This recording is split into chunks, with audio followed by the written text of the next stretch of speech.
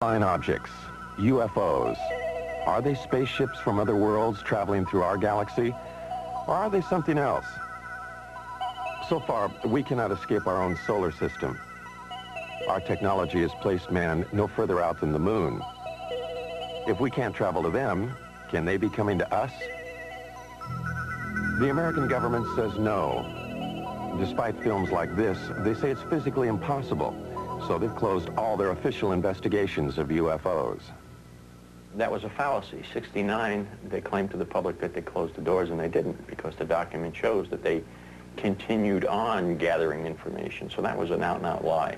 Under the Freedom of Information Act, some Americans petitioned the government for the release of top-secret UFO documents. These documents, they claim, suggest a cover-up, a cosmic Watergate. All we want to know is what's going on. We want the government to tell us the truth.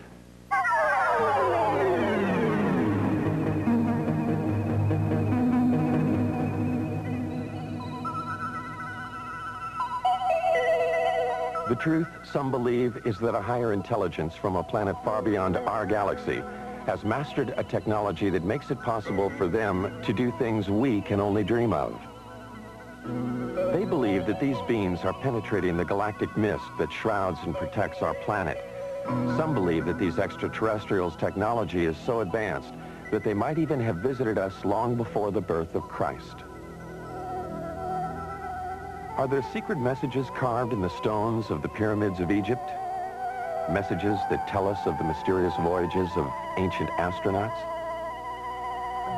On the pyramids of Egypt and Mexico and in primitive cave drawings all over the world, there are carvings and images that many describe as being of intergalactic travelers dressed in spacesuits and helmets.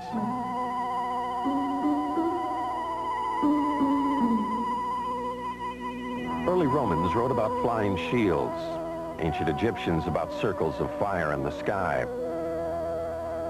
Are these references and these drawings about spacemen or about the gods they worshipped in the heavens above? Aliens from other worlds with extraterrestrial powers are credited by some with having moved the great stone monuments of Easter Island. Others point to the giant circle of Stonehenge as being a sophisticated astronomical tool, only possible at the time if it were designed by others with a more advanced knowledge of the universe. And then there are the Nasca lines, an alleged spaceport. These mysterious images, decipherable only when seen from the air, were carved in the ancient times atop a mountain in Peru. Many claim this was a landing area for E.T.s. If there were E.T.s coming here in ancient times, they seem to have lost interest in us, until 1947. Then, suddenly, around the world, people of all kinds began to report seeing them in the skies above. Some claim to have photographed them. In the United States, the government dismissed the phenomena. They described the mysterious objects as weather balloons, hoaxes, swamp gas, and other scientific anomalies.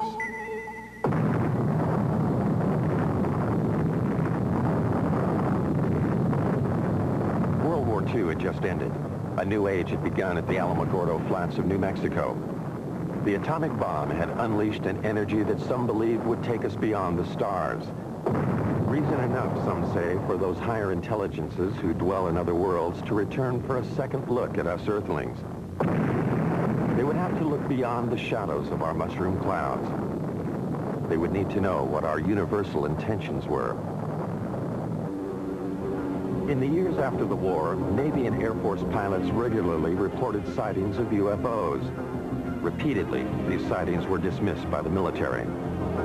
One pilot, Captain Thomas Mantell, radioed he was pursuing a UFO. The saucer-shaped craft, he said, was moving at speeds unknown to man. He pursued the craft until his own plane exploded in midair. The Navy investigated the crash and attributed the explosion to the pilots pushing his plane too high and too fast. Others said Mantell was a casualty of an extraterrestrial attack. UFO proponents charged a government cover-up, the first, they say, of many. UFO investigators allege that the government cover-up went into high gear with the Roswell, New Mexico incident in July 1947. Roswell was the site of an Army Air Force base 118 miles from the atomic testing grounds at Alamogordo and only 220 miles from Los Alamos, birthplace of the atomic bomb. On July 2nd, this rancher, Mac Braswell, saw something crash in a field outside town. Braswell died in 1963, having kept a pledge to the Air Force to keep secret the story of what really happened in this field. Braswell talked to only one person about those events, his son, Bill, now 60 years old. He told him that whatever crashed here was something he could not identify. According to my dad, there was a bad thunderstorm the night before. The next day he was out on the ranch and he found this debris. And he picked it all up in his pickup and was talking to people, and of course there was some talk about UFOs. He was going to Roswell, and as far as I know, he got in touch with the Sheriff's Department. They in turn called the Air Force. Then the Air Force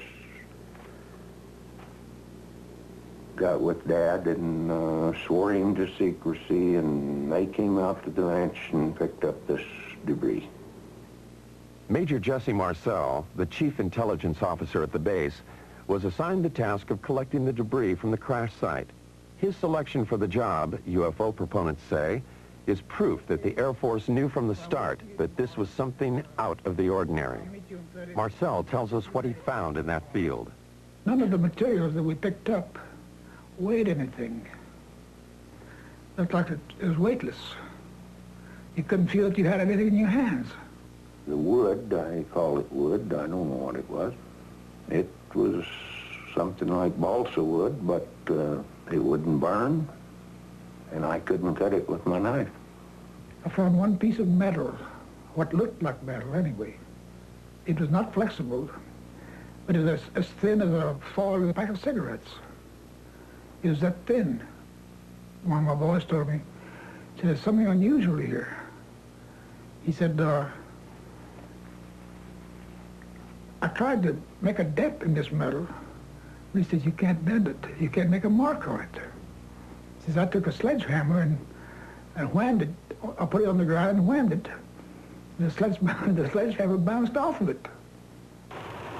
When Major Marcell reported his findings to officials back at the base, they issued a startling press release. They had a flying saucer. The next day, Major Marcell was assigned to take the remains of the crashed objects to Wright Field in Ohio for further examination. However, the plane landed at Carswell Air Force Base in Fort Worth, Texas. General Alfred Ramey took one piece of the object off the plane and called a press conference. Then Major Marcell was given different orders by Ramey. He was not to continue on to Wright Field. He told me not to say anything. He says, I'll handle it from now on. And that's exactly what he did. When he came out, he said, he told the press that was there, he said, that was nothing but a weather balloon, crashed weather balloon. Marcell, under orders not to say what he believed, only recently spoke out against the Air Force's revised story. It was definitely not a weather balloon. And it was an aircraft.